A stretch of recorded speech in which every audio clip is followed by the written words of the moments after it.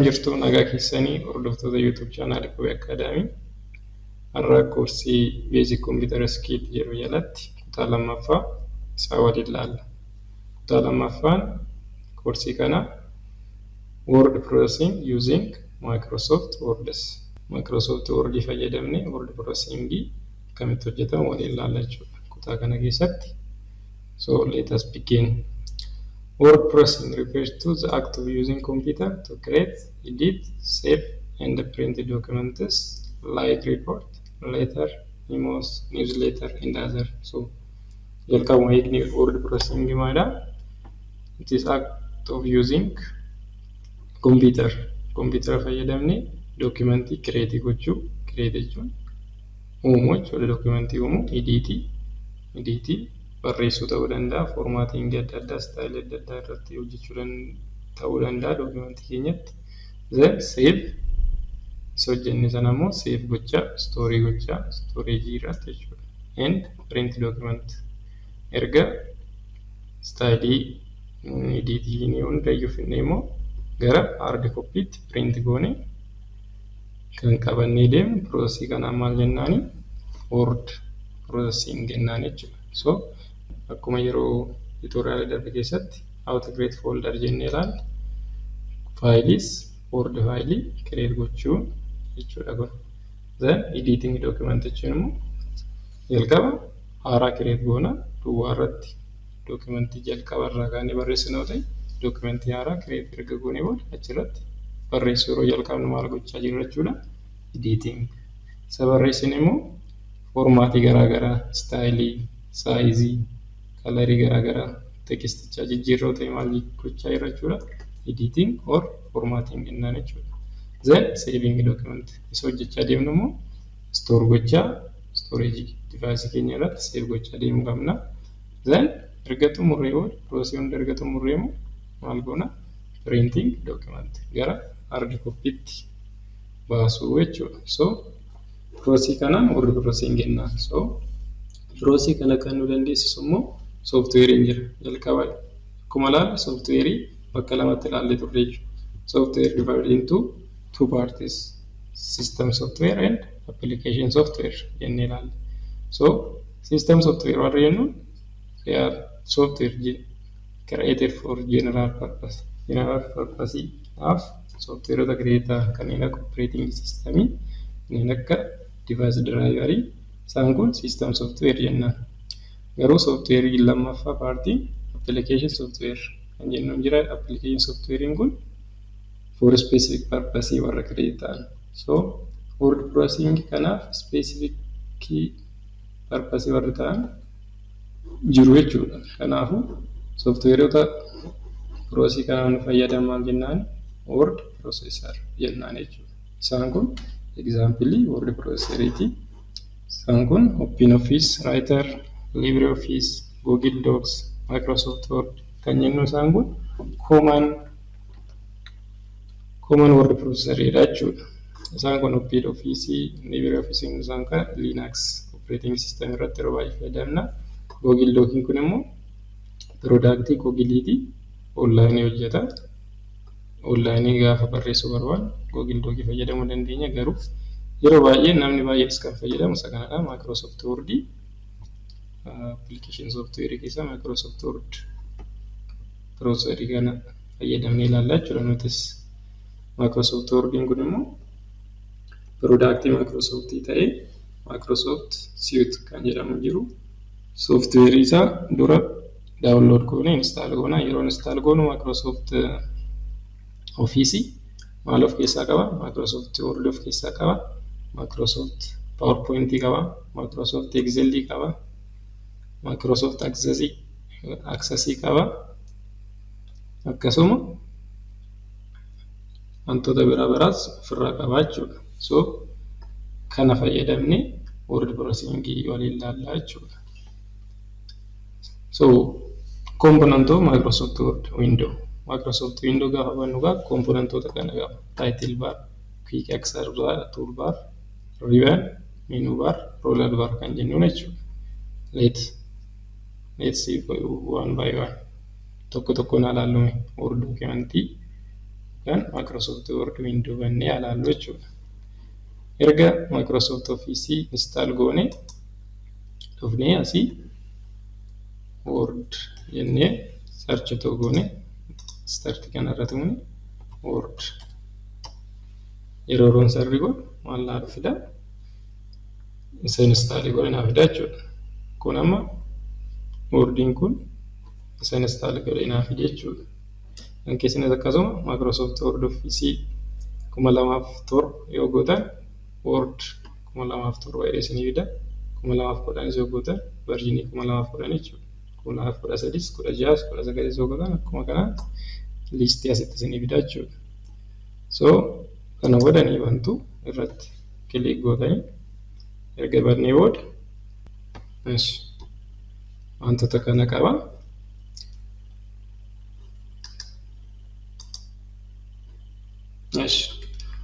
Microsoft Word amma baneera. Kana booda templateota garaagaraa tura. Template welcome to Word single space bold. Isaan kun template barbaannu ta'e fayyadamuu dandeenya, garuu nuti blank irraa kaanee fayyadamna. So blank kan jiru irratti create godhame. So amma gaa component maal qaban siin jedhee jalqaba irratti title bar kan jennu jalqaba asirratti kan mul'atu kun title bar jennaan. Inni maal qabatee jira? Maqaa dookimentii keenya yookaan maqaa faayilii keenya qabatee jira. Kunaaf by default dookimentii sadiitu kireedit waan ta'eef dookimentii 1, dookimentii 2, 3 jedhee kireedit adeema. Isheen kun kanaaf title bar jennaani maqaa faayilii keenyaati jechuudha.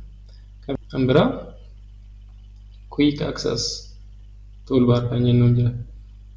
This toolbar is located above the file menu. File menu kana olitti kan jiran kun maal jennaani? Quick bar jennaan. Haala salphaadhaan bakka irratti argannu jechuudha isaan kun. Fakkeenyaaf save barbaanne isheen kun mallattoo saveedha. Isheen kun immoo disability taate jirti, garuu amma maaliif homaayyuu barreessine waan ta'eef homaayyuu hojjenne waan ta'eef mallattoon kun undo jennaani wanta hojjenne tokko duubatti deebisu. Inni kun immoo isa hojjennee duubatti deebine repeat gochuu redo jennaan. Yoo barbaanne akka access bira asitti dabaluu dandeenya jechuudha. Quick access fakkeenyaaf new faayilii haaraa yookaan dookimentii haaraa kireetii gochuu barbaannu ta'e new kan inni asirratti dabaluu dandeenya jechuudha. Kanaafuu yeroo ishee kanatti maal godha jechuudha? Dookimentii haaraa kireetii naa godha jechuudha. Isheen kunis auto save kan quick access irra taa'eera. Ishee kana on yoon godhe maal laa godha? Ofuma auto save godhinaan ofuma save gochaa naa deema jechuudha. Komponentiin biraa ribbons kan jennuudha. Ribbons kun maalidha? They are a panel at the top portion of document below quick access.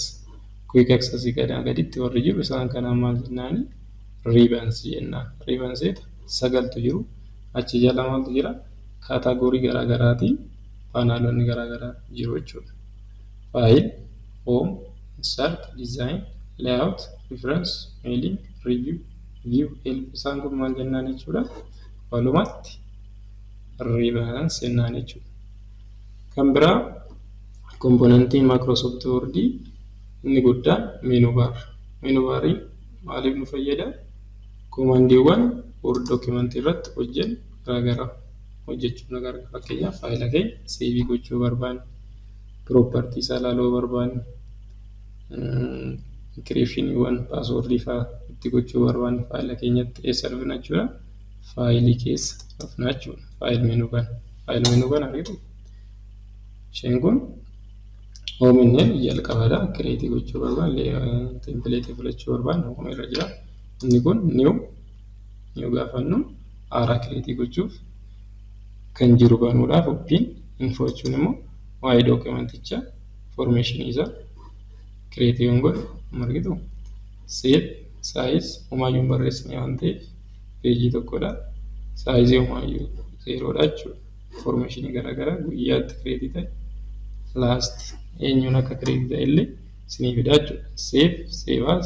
Save gochuu story gochuudhaaf save kan save as immoo yeroo jalqabaaf dookimentii keessan kireet gootan taatan maal gootu save as. Garaagarummaan save fi save as maalidha?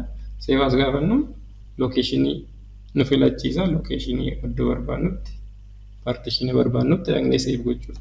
Seef gaafannuun garuu erga seef as goone seef odduma jirutti seef gochaa deemudha jechuudha. Piriintii gara hard koppiitti piriintii faana erga koordineetti goone kompiitara keenya piriintii gochuuf kan nu fayyadu jechuudha. Inni kun sheeriin immoo karaa imeelii yookaan immoo kilaawudii irratti seef gochuu barbaanne waan kilaawud fakkeenyaa waan diraayivii Google Drive irratti gochuu barbaanne maal jennaan sheer.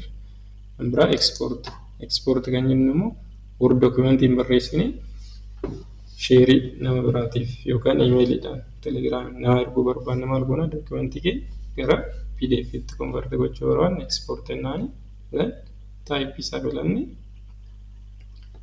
kanatti gochuu jechuudha. Kilooziin immoo dokumentii banne kan sheekan kiloos gaafannu hin cufamaa jechuudha. So inni kun eessaa nu dhufachuudha?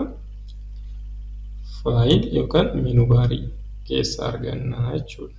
So gara jalqabaatti deebi'uudhaan maal goona? Sheekanaan bakka goona ni deebi'a jechuudha. So text basics kan jedhu waliin ilaallu text basic keessatti tekstii akkamitti gara word dokumentii kireet goonetti galchina kan jedhudha.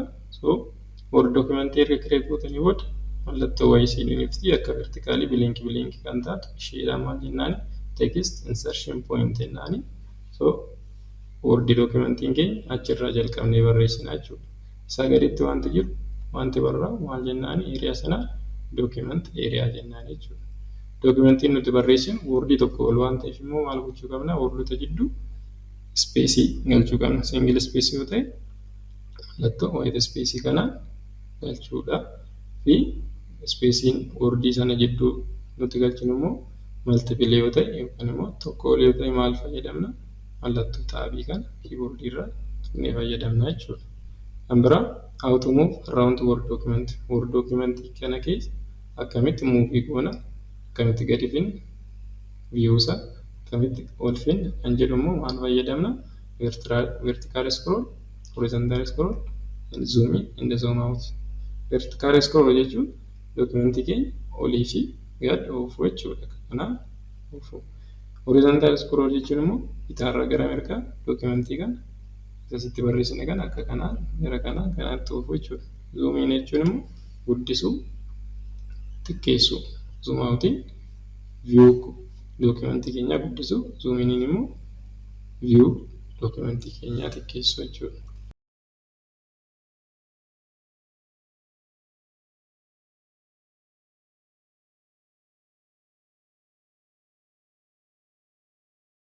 Kanaafuu insertion point inni isin jedha kanadha. Gaafa dokumentii kireet goone kanaan biliinki gochuu jalqaba.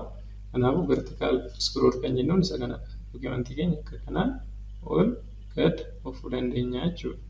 Akkasuma vertikaalis immoo horizontaalis immoo asiin oofuu dandeenya. Zoom out kan jennuun ishee kanaan zoom in.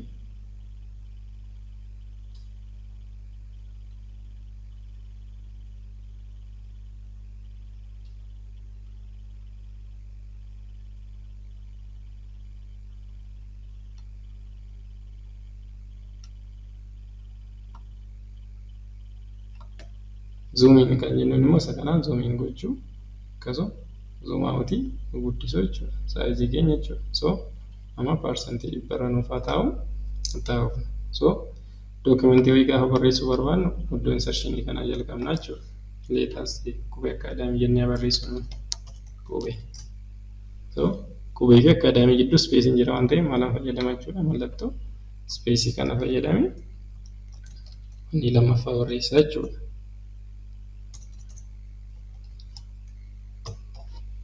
Amma word dokumentiin gaafa barreessinu amma dhumaatti nu barreessa. Garuu kan akka mata dureetti fayyadamne yoo ta'e gara jalaatti deebi'uu barbaanne yoo ta'e garuu maal goona jechuudha.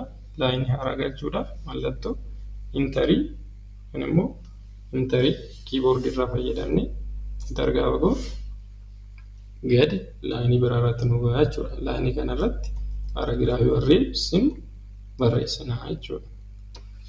Kan biraa text basics jalatti how to select word, single word, entire paragraph and entire document. Entire document akkamitti select goona? Paragraafii tokko akkamitti select goona yookaan immoo wordii tokkitti qofa paragraafii keessaa wordii tokko akkamitti select goona kan jedhu waliin ilaalla. Akkasuma copy paste akkamitti goona wordii tokko bakka biraatti copy paste gochuu yookaan immoo move cut gochuu jechuudha. So fakkeenyaaf qubee isheettu kana qofa yoon select gochuu barbaade maal goona karsarii keenya finnee asirra keenya wordii select gochuu barbaadnu booda sana booda maal goona double click gaafa goona maal ta'a dokumentichi wordichi select ta'a jechuudha. Sana booda waan barbaadnu affect gochuu dandeenya. Fakkeenyaaf bold gochuun barbaada ta'e bold bii kanarra italic gochuu barbaada ta'e italic underscore gochuu barbaada ta'e asumatti underscore. Kanaafuu dokumentii keessa wordii tokko select gochuudhaan wordicha irra karsarii keenya geessine maal goona double click goone select goona jechuudha. So paragraafii kana immoo select gochuu gaafa barbaannu paragraafii kana hunda isaa select gochuu gaafa barbaannu maal goona triple click yookaan asuma irra dhaabanne yeroo sadii gaafa click goonu paragraafiin guutuun isaa entire paragraafiin select nu ta'a jechuudha. Fakkeenyaaf erga select godhee booda kalariin jijjiiruu barbaada ta'e kalarii foontii isaan jijjiiruu barbaada ta'e foontii saayizii isaan jijjiiruu ta'e foontii saayizii isaa akka kanaan jijjiirraa jechuudha. Kan biraa paragraafii tokko ol qabna yoo ta'e dokumentii keenya keessatti maal goona jechuudha entire file yookaan immoo dokumentii hunda isaa immoo akkamitti filanna isa immoo control fi A keyboardii keenya irra control fi A yeroo tokkotti yeroo qabnu maal goona select all yookaan select entire dokumentii hundayyuu select gochuu dandeenya jechuudha. Kan biraa paragraafuma keessaa yoommoo kan barbaannu qofa paragraafuma tokko keessaa wordii tokkoo fi isaa ol tokko ta'an double click select gochuu barbaanna garuu isaa ol gaafa ta'u immoo maal goona iddoo filachuu barbaannu dhaqne karsarii keenya irra keenya jechuudha. Fakkeenyaaf qubee akkaadaamii ishee kana qofa jechuudha. Ishee kana qofa select gochuu barbaanne kanaafuu dhufnee karsarii keenyas keenye mallattoo keyboardii irra controlii fi shiftii fi arrow right arrow yoo filan akka kana gara rightiitti nu filachiisa jechuudha. Gara leftiitti immoo filachuu barbaanne mallattoo shiftii fi arrow leftiitti gara bitaatti filuu dandeenya jechuudha. Karsarii keenya irra dhaabbanne gara bitaa yookaan gara mirgaatti mallattoo keyboardii irra shiftii fi rightii leftii qabne kanaan select gochuudha. Kanaaf kun select naa ta'eera. Kalarii isaan jijjiiruu barbaada ta'e akka kanaan select gochuu dandeenya jechuudha. So wanta barreessine kana immoo akkamitti save goona? So jalqabaaf waan ta'eef inni kun file dhufne save as yeroo jalqabaati waan ta'eef save as jennaani then bakka isaa filanna bakka itti save gochuu barbaadu.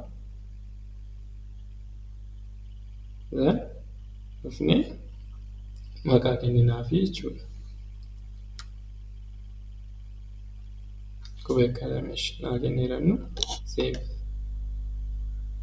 Kana booda argitanii title baariin kun jijjiirameera jechuudha. Amma maqaa faayila keenyaatti jijjiirameera. Title baariin kanaafuu maqaa faayilii qabatee ta'a jechuudha.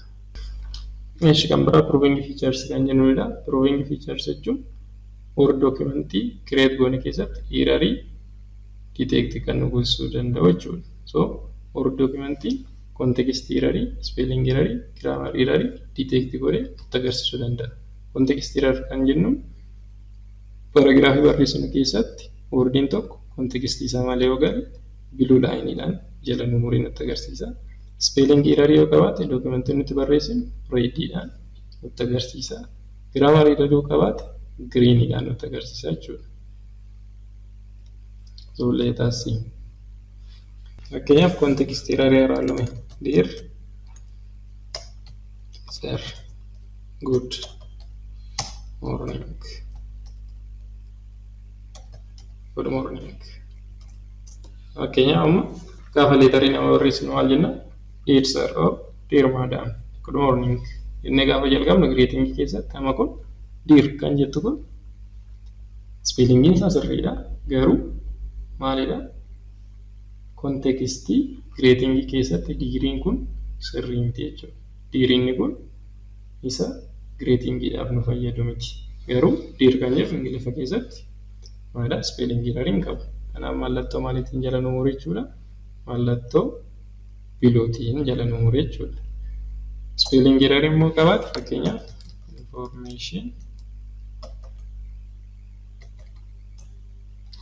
information jedhee argamu keessatti maalan godhe dabilii inni kun maalidha?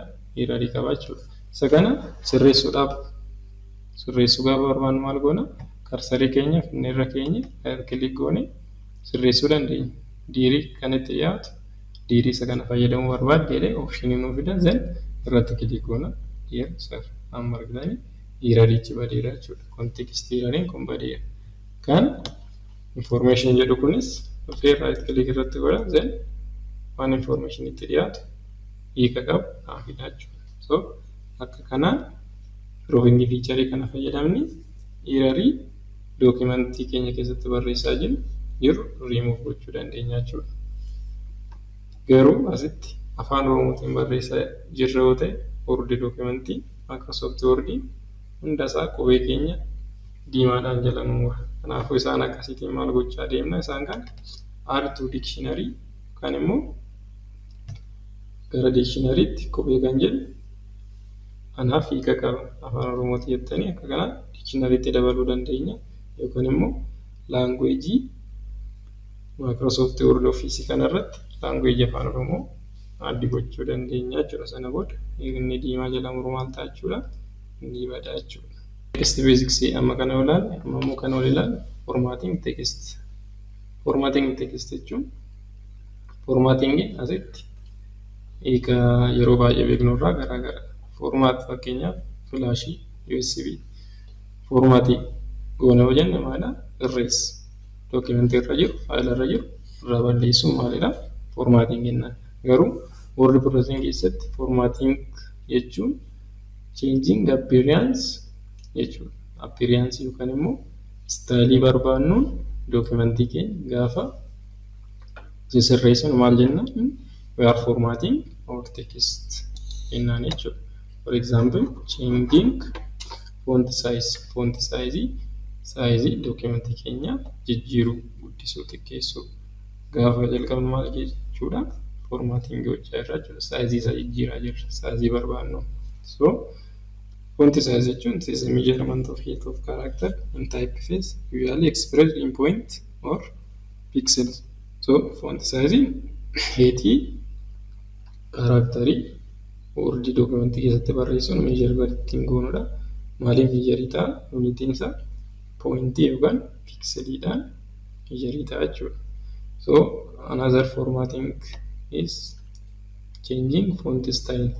Font style jijjiiru. Font style immoo maalidha? Word dookimentiin font styleota built-in faana ta'anii dhufan jiru. Kanaafuu font style maalidha jechuudha? Design or appearance of character. Kaaraakteriin tokko kamitti diizaayinii ta'a, kamitti appiirii ta'e nutti mul'ata kan jedhu predefined qaba jechuudha. Kanaafuu font stylein maaliin garaagara ta'a jechuudha? Shape, weight. Shape isaa weight furdina isaatiin space between word or between letters ta'uu danda'a jechuudha. Fi decorationidhaan garaagara ta'a jechuudha font style. Kanaafuu font style barbaannu kaa'uu dandeenya jechuudha Word dookimentii keenya. So that is format font color. Font coloriin immoo kalarii dookimentii keenya jijjiiruu jechuudha. Fakkeenyaaf dookimentiin kun font coloriin isaa maalidha? Wanti kun blackidha. Kan nutti mul'atu front page irratti maal jennaani? Font color. Garuu background isaa immoo gaafa jijjiiruu barbaannu maal jennaani? Isaa background coloriiti. Background color inni kun amma dookimentiin kun background sananidha. Background hin qabu. The other formatting is bold. Documentii barreessinu keessatti jecha irra caalaa ifee mul'atu yoo qabna ta'e maal goona bold gochuu dandeenya. Fakkeenyaaf taayitiliin dokumentoota yookaan immoo paaraagiraafii barreessinu caalaa maal ta'ee mul'achuu qaba bold ta'ee yookaan gurraacha'ee mul'achuu qaba yoo ta'e maal goona jechuudha bold gochuu, italic gochuu akkasuma underline jara sararuu gaafa goonu maal jechuudha we are formatting our text. The other is changing text case. Text case jijjiiru. Text case jechuun keezii kaapitaalii smooliidhaan barraa'e kan jedhu dookimentiin keenya isa jijjiiruu dandeenya jechuudha. Smooliin barreessinee gara kaapitaaliitti jijjiiruu dandeenya malee fakkeenyaaf otoo hin beekiin maqaa namaa smooliidhaan kaanee barreessinee erga xumurree booda maqaan namaa ruulii keessatti maala kaapitaaliin barraa'uu qaba yoo ta'e maal gochuu hin qabnu jechuudha balleessuu hin qabnu. Kanaafuu maal goona jechuudha changing text case. Text case sana inni jalqabaa sun akka kaapitaalii ta'u jijjiiruu dandeenya jechuudha. The other is changing text alignment. Textii yookaan dookumentii nuti barreessine bifa kamiin boordii keenya irraa ta'u kan jedhu alignment, center alignment, right alignment, left alignment kan jennuun jira and justify kan jennuun jira isa waliin ilaallaa jechuudha. Kanaafuu dookumentuma dura create goone irratti formattingii hojjennu. Fakkeenyaaf asii dhufnee inni kun taayitilii yoo ta'e inni jala kanaamu paaraagiraafii taayitilicha jala jiru yoo ta'e foontii saayiziin isaanii garaagara ta'uu qaba. Maaliif? Foontii saayizii taayitilii paaraagiraafii konteentii isaanirra maal gochuu qabachuudha caalee mul'achuu qaba waan ta'eef jalqaba taayitilii sana select goona jechuudha. Word dookumentii keessatti istaayilii kamiyyuu hojjechuu barbaannu yoo ta'e maal goona wanta affeekti gochuu barbaannu select gochuu. Kanaafuu erga filannee booda dhufnee home kan jettu riibanii kan then font kan jedhu as jira argitu. Inni kun giruuppii foontii keessatti maaltu hojjetamuu danda'a jechuudha. Foontii style kan jennuun kanadha. Foontii saayizii kan jennuun kana. Inni kun bold, italic, underline. Inni kun immoo strike irra muruu balleessuu barbaanne. Fakkeenyaaf subscriptii barreessuu barbaanne subscriptii, superscriptii barreessuu barbaanne superscriptii barreessuu akka kanaa jechuudha. Fakkeenyaaf isa kanasti kophee akkaadaamii isheetti taayitilii kan saayizii isaa pooyintii 18 goonu. Kanaafuu yoo barbaanne dhufne asitti 18 barreessuu dandeenya. As keessatti booksii kana keessatti 18 jechuu dandeenya yookaan immoo as keessa mallattoo ishee gadi jettee jirtu kana keessa kilik goonee filachuu dandeenya jechuudha. Akka kanaan yookaan immoo mallattoo ishee kana inni kun saayizii guddisu amma jirurraa guddisu inni kun immoo xiqqeessuudhaaf sin fayyada jechuudha. Fakkeenyaaf kana roon tokko 18 irraa 22 jecha naasiqaa jechuudha. Hir'isuuf immoo kanaan kan ta'u 20tti naa deebisa jechuudha. Kanaaf akka kanaan foontii saayizii jijjiiruu dandeenya jechuudha. Akkasuma foontii istaayilii jijjiiruu gaafa barbaannu foontii istaayilii jechuun isa kanadha. Fakkeenyaaf foontii istaayilii barbaaddan amma maalidha? Ammas akkuma foontii saayizii innaa jijjiiruu select goone maal gochuu qabna? Select gochuu qabna. Wanta affeekti gochuu barbaanne. Fakkeenyaaf foontii istaayiliin taayitilii paaraagiraafii kana garaagara ta'uu qaba jedhee yoo yaade maal godha jechuudha. Dhufee select godhe foontii istaayilii barbaadu asirraa argitu appeeriyaansiin isaa ni mul'ata. Kan kana fakkaatu isin barreessaa jechuudha. Fakkeenyaaf otoo isheen kana Aljeeriyaan filadhee maal godha? Kilik irratti godhe taayitiliin koo maal ta'aa jechuudha. Foontii istaayiliin isaa Aljeeriyaan ta'e jechuudha. Paaraagiraafiin kunis immoo Times Romaanii yoo ta'uu barbaade select godhanii Times New Roman. Akka kanaan foontii istaayilii fi foontii saayizii jijjiiruu dandeenya jechuudha. Inni biraan foontii kalar.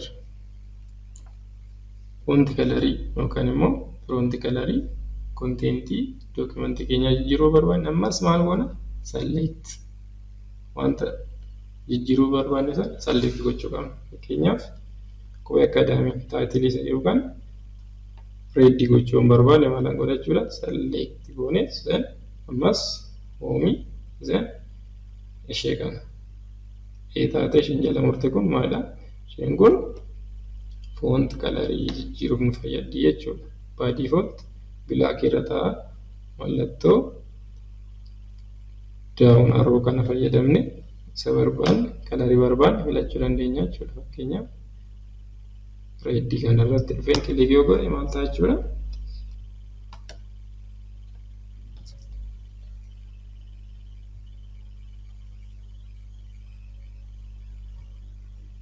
reeddi kana irratti innaan tokko maal ta'e red naa ta'e diimaa naa ta'e jechuudha taayitilichi. So kan biraa how to make bold italic and underline akkamitti gochuu dandeenya itaalikii akkasuma boldii akkamitti gochuu dandeenya. Fakkeenyaaf paragraafii kana keessa the primary aim of Qubee Academy is to offer educational tutorials for high school and university students. As keessaa paragraafii kana keessa jechi booldi ta'e mul'achuu qabu kaminaan Qubee Academy kan jedhu kan booldi gochuun barbaade kanaafuu maal godhe jechuudha dhufee Qubee Academy isheettu kan select godha then bold home irra tokko then bold ta'ee amma ni mul'ata jechuudha. Isuma kan keenyaaf italic gochuu barbaadan isuma irratti italic gochuu yookaan asii dhuftanii italic gochuu then underline gochuu barbaadanis underline akka kanaan foormaatii barbaadu jijjiiruu dandeenya jechuudha. Kan biraa text formatting keessatti immoo text case change kan jennuun jira. Text case yookaan dookimentii leetarii smoolidhaan barraa'e gara kaapitaalii akkamitti jijjiirra. Kaapitaaliin barraa'e immoo gara smooliitti akkamitti jijjiirra. Wordii tokkos ta'uu danda'a, paaraagiraafii ta'uu danda'a, whole dookimentii ta'uu danda'a akkamitti jijjiirra sa'in wal ilaalaa jechuudha. Fakkeenyaaf abdii kanan jedhu kun maalidhaan kun amma maqaa namaati. Normaalii maal ta'uu qaba maqaan nama kaapitaaliyaan jalqabuu qaba. Kanaafuu ishee kana sirreessuu barbaannu maal goona kana balleessinee kaapitaalii barreessuurra maal goona asuma select goone then change case kan jennuun kunoo mallattoo fonti saayizii ittiin dabalaa turre cinaa kan jiru asii kan jiru kun maalidha keezii isaa jijjiiruuf nu gargaara jechuudha. Fakkeenyaaf sentence case keessota gosa 5tu jira jechuudha. Gosa 5tti jijjiiruu dandeenya. Sentence case kan jennu sentensiin kamiyyuu maaliin jalqabu qaba? Kaapitaaliin jalqabu qaba. Sentence caseidha yoo goone wanti nuti barreessine kamiyyuu jalqabni isaa maal ta'a jechuudha? Kaapitaalii ta'a. Lower case yoo jenneen immoo wanti nuti barreessine select goonee lower case irra keenya yeroo ta'e maal ta'a? Small letter ta'a jechuudha hundi isaa. Upper case immoo maal ta'a? Wanti nuti select goonee upper case irratti affect goone hundi isaa maal ta'a? Kaapitaalii ta'a jechuudha. Capitalize each word jechuun immoo paragraafii tokko fakkeenya select goone capitalize each word irra yoo keenya maal ta'a? Wordiin hundi isaanii wordiin tokkoon isaanii maal ta'u? Kaapitaaliidhaan jalqabu. Inni kan biraa toggle case. Toggle case immoo maalidha? Inni kun fakkeenyaaf paragraafii wayii filannee toggle case irra goone paragraafiin sun jalqaba loweriin jira taana upper isinii godha yookaan immoo capitalize each wordidhaan jira taanaan capitalize each wordidhaan jira taanaan maalidha? Each wordiin kaapitaalii turan wordiin jalqabni wordii isaanii kaapitaalii turan gaafa tokkilii goonu garuu jalqabni wordii isaanii maal ta'a jechuudha? Small ta'a jechuudha. Fakkeenyaaf hunda isaanii paragraafii kana hunda isaanii small gochuu barbaanne maal goona? Dhufnee select goone lower case. Kanaaf amma maal ta'e? wanti nuti filanne paaraagiraafii nuti filanne keesiin isaanii hundi isaanii lower keesii ta'anii jechuudha. And sentence keesiin immoo maalidha? Wordiin jalqaba kaapitaaliidhaan jalqaba jechuudha. The primary aim of academy inni kun maal ta'e jechuudha? Sentence keesiin jira jechuudha. Kun amma fakkeenyaaf qubee fi akaadaamii jettu kan kiwii fi eekan kaapitaalii gochuun barbaade maalan gochuu qabachuudha amma isa select godhe maalan godhaa change text keesii irra dhaqee capitalize each word yoon jedhe isa select godhe keessa wordii lama select godhe qubee kan jedhus kiwiin kaapitaalii naata akaadaamiin jedhus n kaapitaalii naata jechuudha. Kan biraa text alignment akkamitti jijjiirra? Text alignment jechuun dookumentiin keenya akkamitti appearii ta'uu qaba wiindoo kanarratti onooti asirra jira. Inni kun left alignment jennaani karaa leftii akka kanaa wal qixxaatee nu mul'ata jechuudha. Isa kanaa maal jennaani left alignment jennaani yookaan immoo center alignment yoo barbaanne fakkeenyaaf taayitiliin kun jalqaba kanarra bitaarra taa'uu isaa hin barbaanne yoo ta'e center irra haa taa'u yoo jedhe maal haa ta'a jechuudha. Center alignment jechuun center irra ka'ee isinii barreessuu jalqaba jechuudha. Fakkeenyaaf select godhe center gaafa jedhuun asirraa gara mirgaattis karaa kanas gara bitaattis distaansiin jiru maal ta'a jechuudha wal qixa ta'a jechuudha center alignment jennaan. Left alignment garuu sirra jalqaba wanti nuti barreessine karaa bitaa jalqabe amma kanaatti dhume karaa bitaa wal nu qixxeessaa deema. Right alignmentiinis akkasuma. Kan inni immoo karaa gama wal nu qixxeessaa deema karaa raayitii bifa asirra jiruutiin nu ka'a jechuudha. Kan biraa justifying kun immoo paaraagiraafii nuti barreessine kamiyyuu karaa bitaas karaa mirgaas maal nu godha jechuudha wal qixa nu godha jechuudha. Fakkeenyaaf ishee right alignment goonee otoo ilaalle right alignment akka kanaan inni kun amma maalidha jechuudha wanti nuti barreessinu kamiyyuu isaan jalqaba jechuudha right irraa jalqaba akka kanaan.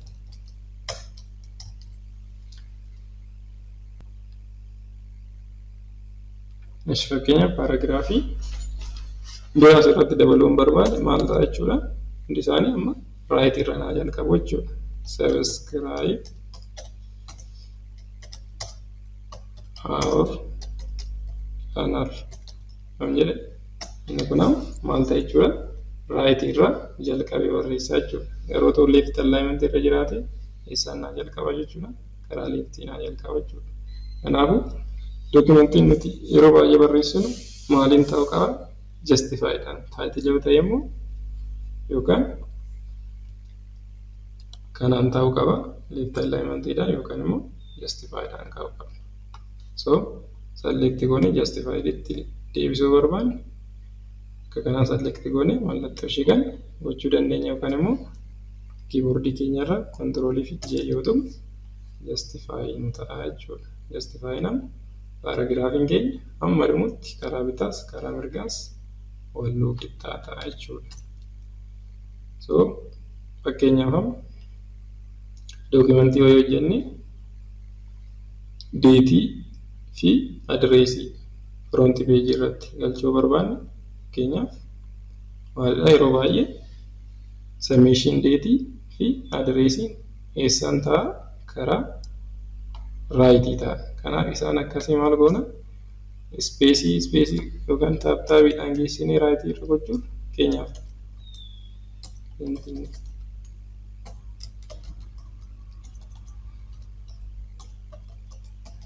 Finfinnee Oromiyaa isheettu kana geessee asirra taap godhee raayitii gochuudha maal gochuutu filatama jechuudha. Adireesii kan kilik irratti goone alignmentii isaa raayit gochuu dandeenya jechuudha. Akka kanaan alignmentii barbaanne adda gochuu dandeenya.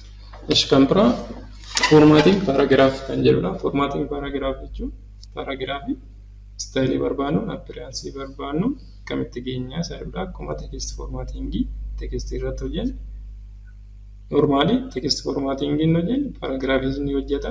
Garuu paragraafii wanti adda isa godhu space paragraafii jidduu akkamitti dabaluu dandeenya, line spacing akkamitti dabaluu dandeenya, akkasuma creating first line indent, first line paragraafii keessatti akkamitti indent goona yookaan immoo first line indent jechuun fakkeenyaaf paragraafii gaafa barreessinu koomaniin yookaan karaa bitaa wal qixxeessinee barreessuu dandeenya.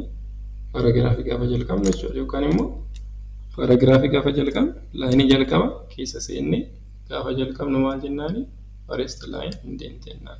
Isa kana akkamitti apply goonu ilaallu. Fakkeenyaaf isa kana first line kana indent goonee ilaallu.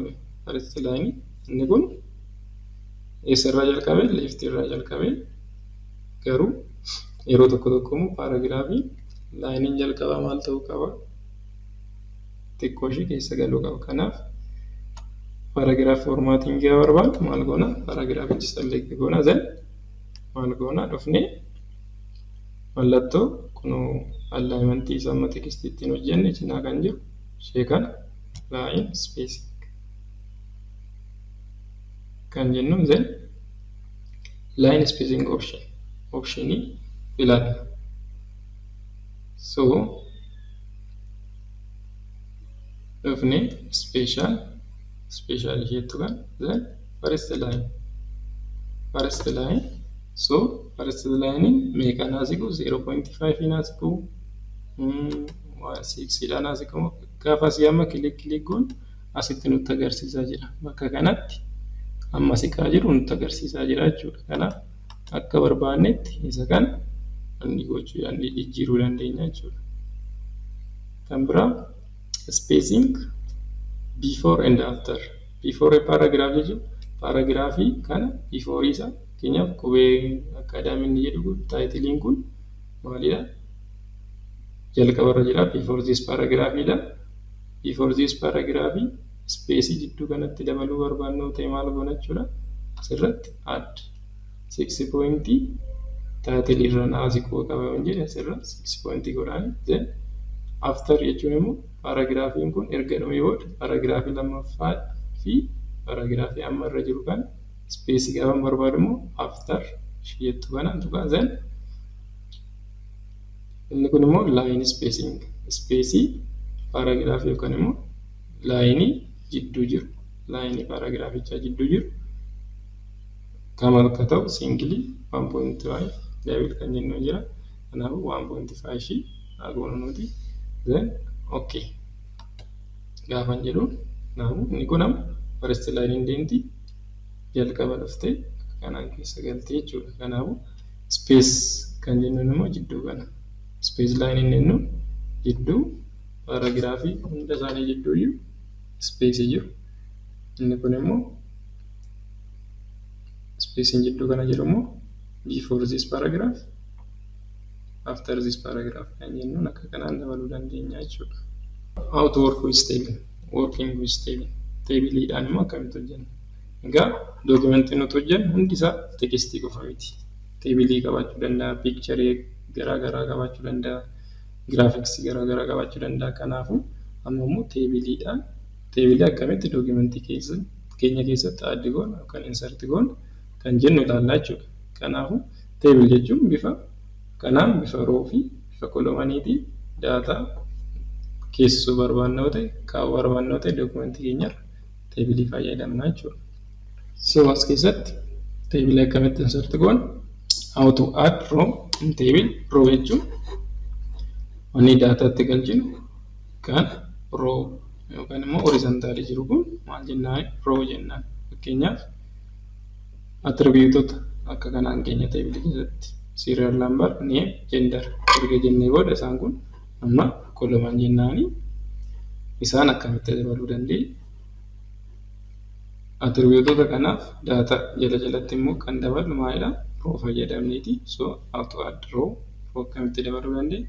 Yookaan immoo how to delete kolomanii hin barbaanne akkamitti balleessuu dandeenya? Fakkeenyaaf gender kan jedhu kan hin barbaadu waan ta'e akkamitti balleessuu dandeenya? Akkasumas immoo fakkeenyaaf kolomanii biraan barbaada yoo ta'e phone numberii liistota kana barbaada yoo ta'e asitti kolomanii biraa akkamitti dabaluu dandeenya? Then modify table. Table normally style barbaanne kaa'uu dandeenya. Design barbaanne isa akkamitti modify goona? So asuma jalatti dhufne keenyaaf table amma PowerPoint irratti ilaalle galchinu. Table galchuun maal jalqaba maal goona jechuudha? Ribbanii fayyadamni keessa insert naani then table. Kanaaf table gosa garaagaraatiin garuu dandeenya. Yoo barbaanne akka kanaan irra dibne wanni barbaannu kolomanii, number of kolomanii fi number of row barbaannu filachuu dandeenya. Inni jalqabarra jiru number of kolomaniidha. 3/2 ni jedhu kun number of kolomanii isaa 3dha, 3dha. Number of row isaa immoo 2dha. Isuma kana dabaluu barbaade maawusii dhuma kiyya 3/3 naa ta'e. Then 4/3 akka kanaan galchuu dandeenya. Yookaan immoo dhufnee asii insert table ishee jettu kan ishee kanatti click goone nambarii barbaannu galchuu dandeenya. Fakkeenyaaf number of row 3 barbaade yoo ta'e number of kolomanii 3 barbaade yoo ta'e number of row immoo 4 barbaade yoo ta'e 4 jedhanii then okay gaafan jedhuun akka kanaan kolomanii 3 fi row 4 create naa godha jechuudha. Asuma irratti maal goona jechuudha? Daataa keenya galchuu jalqabna jechuudha.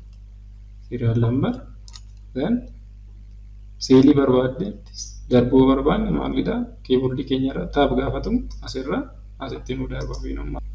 So seelii serial number kana keessa gara sajjaanutti darbuun barbaade maalan godha jechuudha? Taabii gaafantu akka kanaan ni genderis create gochuun barbaade taab tuqee then gender. So face irra 1 jedhe then chala then male lammaffaa taab godhe waaja then male 3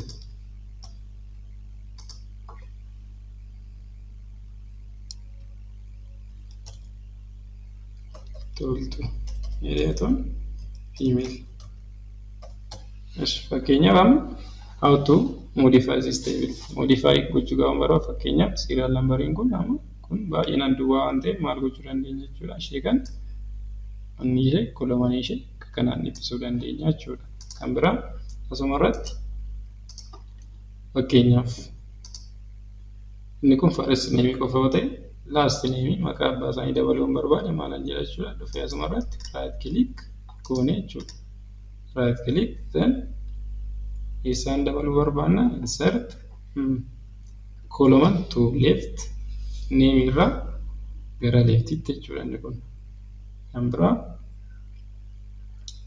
column to right name irraa gara right jechuun name irraa gara right'itti addi gochuun barbaade columnii akkasuma row immoo above name gubbaa irratti row biraa row jalatti immoo barbaade row below kan jedhu fayyadamee galchuu danda'a jechuudha. Fakkeenyaaf inni kun bakka first name yoo ta'e last name immoo kanaafuu maalan jedha jechuudha. Last name karaa kam ta'uu qaba?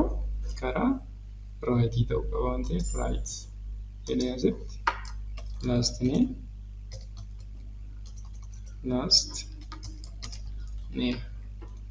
asitti last name caalaa faacaa fi toltuu barreessuu danda'a jechuudha. Kan biraa isa kana fakkeenyaaf genderiin barbaadu waan ta'e maal godha jechuudha. Kolomanii isaa irratti kilik godhe fakkeenyaaf genderuun bara dhufee kilik godhe then walala delete kan jedhu jira kun asirra delete then maal delete gochuu barbaanna seelicha delete gochuu barbaanna seelichuudhaaf delete seelatan jedhanii gender hiyyattu ishee kan naa balleessaa jechuudha. Delete kolomanii yoo jedheen immoo kolomanii kan kolomanii genderii kan hunduma isaa naa balleessa. Delete table yoo jedheen garuu table kan hunduma isaa naa balleessa. Delete row gaafa jedheen immoo row genderii kan hunduma isaa naa balleessaa jechuudha. Row jechuun fakkeenyaaf ishee kana balleessira jechuun gender last name serial number hin jettu kun hundi iyyuu ni baddi jechuudha. Kanaaf kolomanii qofa balleessuu barbaanna ta'e maal goona jechuudha. Delete column jennee balleessuu dandeenya jechuudha. Kan biraa diizaayinii bareedaadhaan kaa'uu barbaanne teebilii keenya select goone as keessa teebil diizaayin kan jennu wanneen biraa riibaniin biraa aktiiv nu ta'a zen diizaayinii barbaanne as keessa filannee irratti appilaayi gochuu dandeenya jechuudha. Akka kanaan teebilii dookimentii keenya keessatti addi goone foormaatii barbaannuun kaa'uu dandeenya jechuudha. Basic Word dookimentii amma kana ilaalle isatti aanutti immoo viidiyoo itti aanutti isaan kana waliin ilaalla. How to work with art graphics. Art graphics Word dookimentiin qabu akkamitti fayyadamuu dandeenya akkasuma chaartii akkamitti galchuu dandeenya dookimentii keenya keessatti. Mail merge kan jennu keenyaaf leetarii wayii nama 1,000tti erguu barbaadna yoo ta'e nama 100tti nama 1,000tti erguu barbaadna yoo ta'e peejii kun barreessuu hin qabnu jechuudha. Kanaafuu maal goona peejii tokko barreessina garuu mail merge fayyadamne adireesii isaanii galchina. Adireesii isaanii Excelidhaan dura qopheeffanne maqaa isaanii imeelii isaanii PO box number isaanii fayyadamne. Kanaafuu gaafa jenereet goonu maal ta'a jechuudha nama 1,000 kan ta'u ofuma dookimentii Word dookimentiin jenereet nu gochuu danda'a jechuudha. Then how to insert page number, headerii, footerii akkasuma referencii dookimentii keessatti akkamitti galchuu dandeenya kan jennu akkasumas immoo piikcharii dookimentii keenya keessatti akkamitti galchuu kan dandeenya jennu tuutoriyaalii itti aanu keessatti qabannee amma isin ilaannutti wayii gaariina galatooma.